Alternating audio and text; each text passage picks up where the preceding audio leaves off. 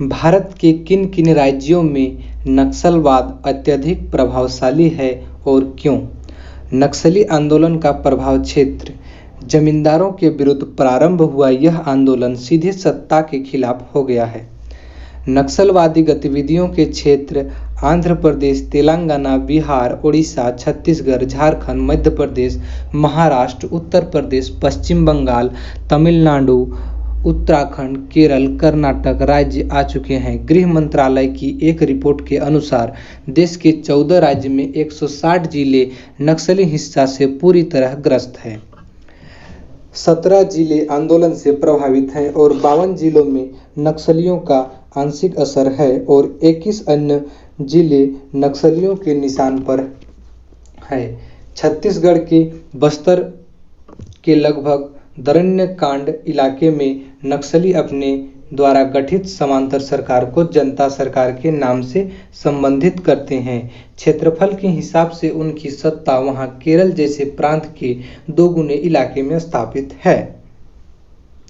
जनता सरकार आदिवासियों की आर्थिक सामाजिक स्थिति को सुधार एवं उनके बच्चों को शिक्षित करने का काम कर रही है।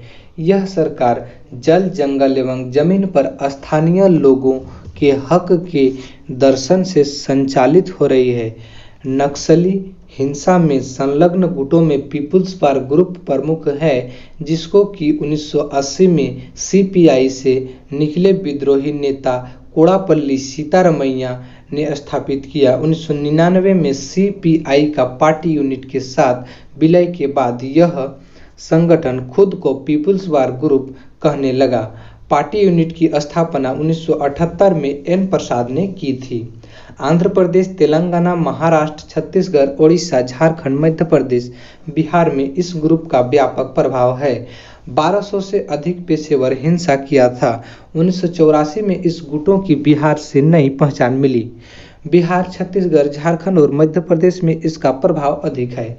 अनेक बर्बर नरसंहार को इस गुट ने अंजाम दिया। इस गुट में 200 से अधिक पेशेवर हिंसक, नक्सली और 20,000 अन्य सक्रिय सदस्य हैं। पीपुल्स वार ग्रुप और एमसीसी दोनों गुटों का 14 अक्टूबर 2004 में विलय होने से कम्युनिस्ट पार्टी ऑफ इंडिया माओवादी अस्तित्व में आई। दोनों गुटों की संयुक्त गुरिल्ला सेना का नाम पीपुल लिबरेशन गुरिल्ला आर्मी रखा गया। दोनों गुटों के एकजुट होने से यह आंदोलन और मजबूत हो गया। इन दोनों गुटों के अतिरिक्त देश भर में लगभग 20 छोटे बड़े नक्सली संगठन सक्रिय है। नक्सलियों द्वारा वर्ष 2001 में 1208, 2002 में 1465 एवं 2003 में 1671 और 2004 में 1056 से अधिक हमले हुए।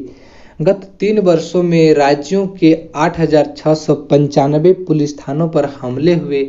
कश्मीर और पूर्वोत्तर भारत की आतंकी घटना की तुलना करें तो नक्सली हिंसा भी कम नहीं दिखाई देती है।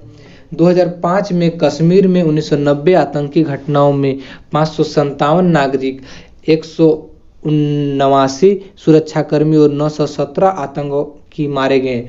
पूर्वोत्तर भारत में 1332 आतंकी घटनाओं में 393 नागरिक, 70 सुरक्षाकर्मी और 406 आतंकी मारे गए, जबकि नक्सली हिंसा की कुल 1594 घटनाएं घटी, जिनमें 516 नागरिक, 153 सुरक्षाकर्मी, 223 नक्सली मारे गए।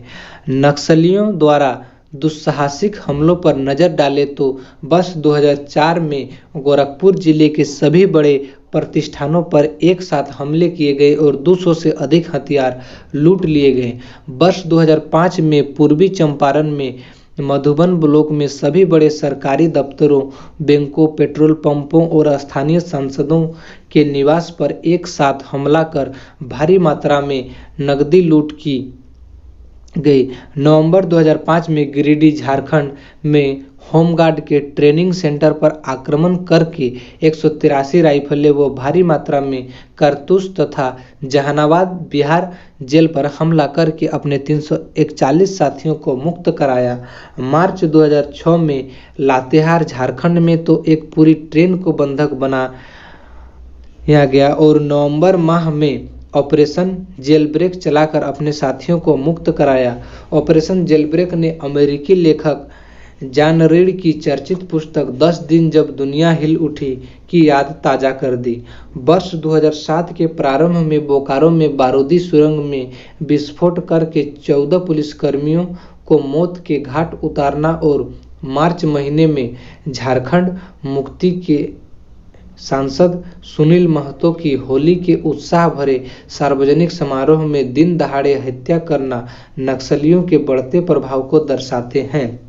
6 अप्रैल 2010 को छत्तीसगढ़ के देंतवाड़ा बस्तर में लगभग 1000 नक्सलियों ने सुरक्षा बल के जवान को घेर कर हमला बोल दिया, जिससे 76 सुरक्षाकर्मी शहीद हो गए। नक्सली देश की आंतरिक सुरक्षा एवं राष्ट्रीय एकता के लिए खतरा बनी हुई है। नक्सली संगठन अपने लड़ाकू दस्तों का सैन्यीकरण करने पर विशेष जोर दिया और नक्सली संगठन मार्ग से भटके युवकों को बड़ी संख्या में अपने दस्तों में शामिल करके अपनी सशस्त्र शक्ति की संख्या बढ़ाने में लगे हैं।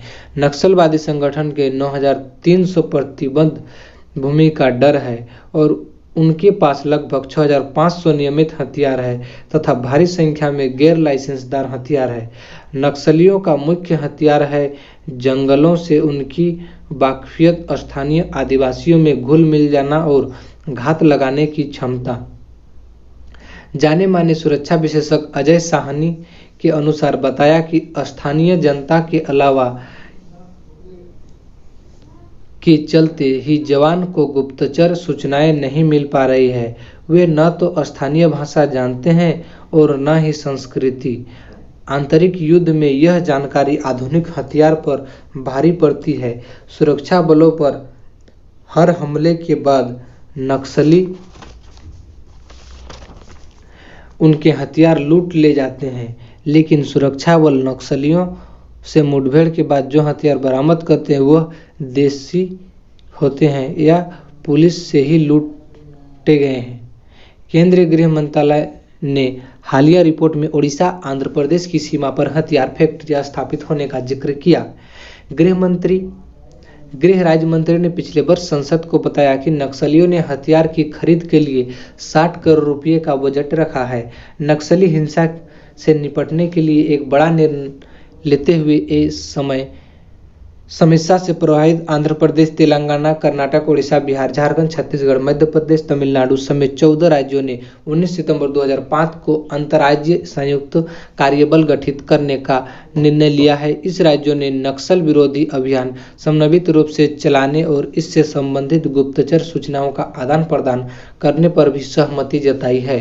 नक्सल प्रभावित सभी राज्य सुरक्षा और विकास दोनों ही स्तरों पर समान रूप से ध्यान देते हुए एक समयबद्ध कार्य योजना तैयार करेंगे। केंद्र सरकार ने पुलिस आधुनिकीकरण योजना को चालू वर्ष से 1645 करोड़ रुपए की करने की घोषणा की है। प्रभावित राज्य इंडियन रिजर्व बटालियन के गठन के लिए ठोस कदम उठाएंगे। साथ ही प्रभावित राज्य नक्सलवाद से जुड़े मामलों को हल करने के लिए नोडल अफसर की नियुक्ति करेंगे ताकि आपस में और केंद्र के साथ बेहतर तालमेल सुनिश्चित किया जा सके।